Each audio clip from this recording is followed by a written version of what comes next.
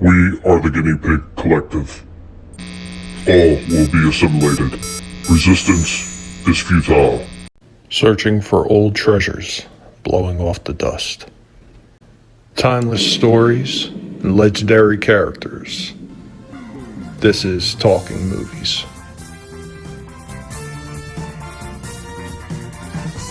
Hey everybody, what's going on? And welcome back to another Talking Movies. So on today's Talking Movies, we will be talking about the Glenn A. Larson, Leslie Stevens, based on the characters and novel by Philip Francis Nolan, Buck Rodgers in the 25th Century, starring Gil Gerard as Captain William Buck Rodgers, Pamela Hensley as Princess Ardala, Aaron Gray as Colonel Wilma Deary, Henry Silva as King, Tim O'Connor as Dr. Elias Hewer, Joseph Wiseman as King Draco, Duke Butler as Tiger Man, H.B. Haggerty as Tiger Man number 1, Felix Silla as the body of Tweaky, and Mel Blanc as the voice of Tweaky, and Howard F. Flynn as Dr. Theopolis. Buck Rodgers first appears as a fictional character created by Philip Francis Nolan in the novella Armageddon 2419 AD. The first appearing in Amazing Stories in August of 1928. Originally, the character was called Anthony, and a sequel, The Air Lords of Han, was published in the March 1929 issue. Eventually, he would go on to appear in comic strips, radio, a 12-part Buck Rodgers serial film in 1939 by Universal Pictures, and a television series that ran from 1950 to 1951. And of course, eventually leading into the reboot of the series in 1979, not only with the short movie, but also the TV series that ran from 79 to 1981. This pilot film was released to cinemas on March 30th of 1979. Now, good box office returns led NBC to commission a full series, which started in September of 1979. Now, with a little bit of that back history out of the way, we can actually get down to the story of the 1979 pilot movie. And it goes as such. In 1987, Captain William Buck Rodgers pilots his Space Shuttle Ranger 3 on a mission, but a meteor storm freezes him into an orbit that returns him to Earth 500 years later. In 2491, his shuttle is found and captured by the Draconian flagship under the command of Princess Ardala and her second-in-command, Kane. Reviving him, they return him to Earth after secretly planting a homing beacon aboard his shuttle to track a path through Earth's defense barrier. Buck is under arrest and learns that Earth has been rebuilt over the centuries in his absence following a nuclear holocaust. Buck Rodgers must adjust to the 25th century and convince the Terrans that the Draconians are secretly planning to conquer Earth. I personally like this one, and I really did enjoy the TV series. Now, this 90-minute theatrical film was the pilot for the television series Buck Rodgers in the 21st Century from 1979 and was shown in theaters several months before the series aired. Now, this film made over $21 million in North America alone. Now, to cut costs, some footage and various props were used from Glenn A. Larson series Battlestar Galactica from 1978. Even some of the concept designs from the Galactica were used. The Terran starfighters on Buck Rodgers were originally designed as the Colonial Vipers for Galactica, but Larson had opted for a design closer to the X-Wing fighters from Star Wars from 1977. Since these designs were not used, Larson then employed the unused designs for Buck Rodgers. So, using other practical effects, one of the things that they did is to make Buck appear frozen. In his space shuttle, he was sprayed all over with an ordinary dry shampoo.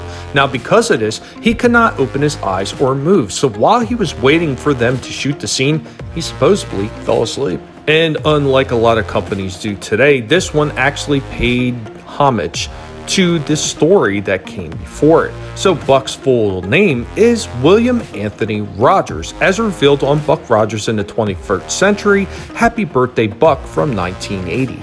And one of the actresses that actually was considered for the role of Princess Ardala was Catherine Bach. You may remember her from the Dukes of Hazzard television series. And Douglas Rain, the voice of Hal in 2001: A Space Odyssey from 1968, was the first choice to do the voice of Dr. Theopolis.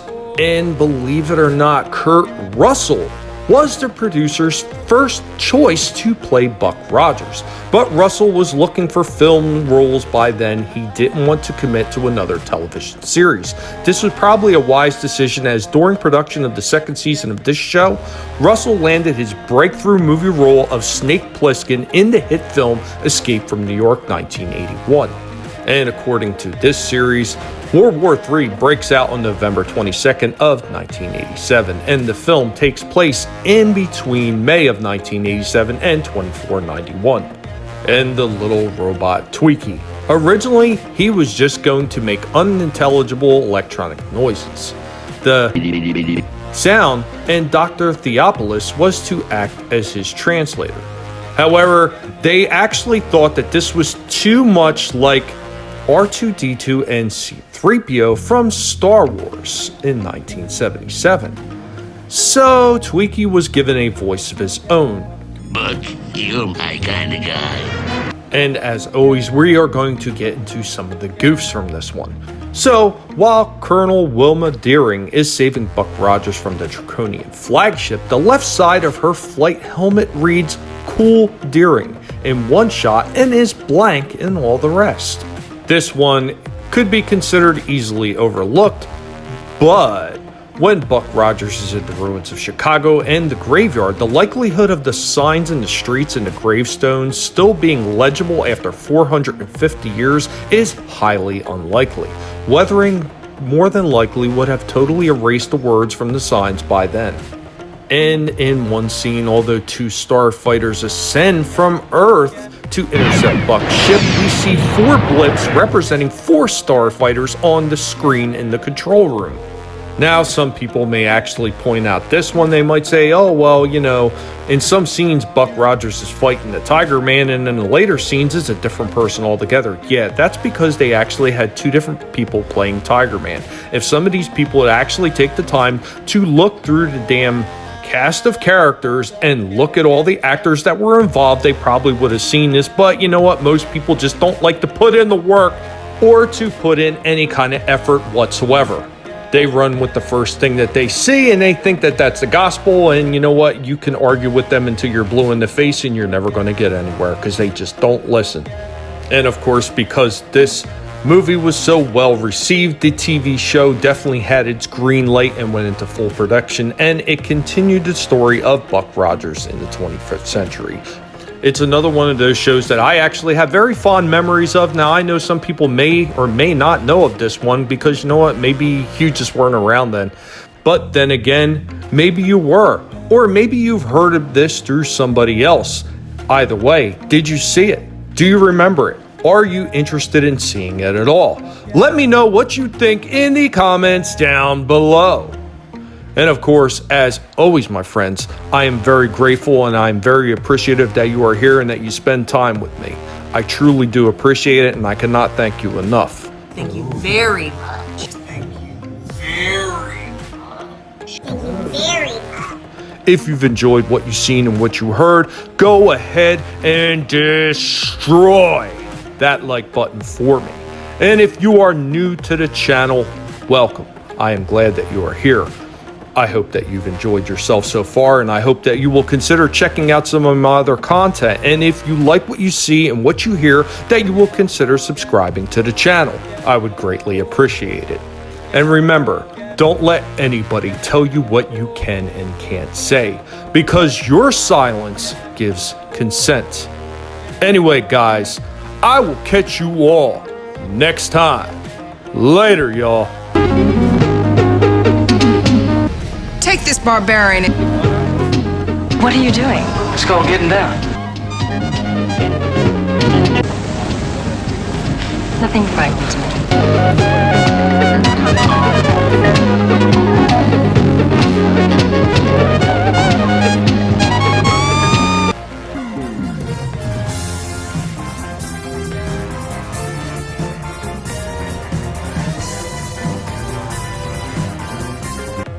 Well, you're Captain Buck Rodgers, and according to your ship's log, you left Earth in 1987. Come in, Houston Control. Put on your cars, your backgammon boards. Lucky Buck is back.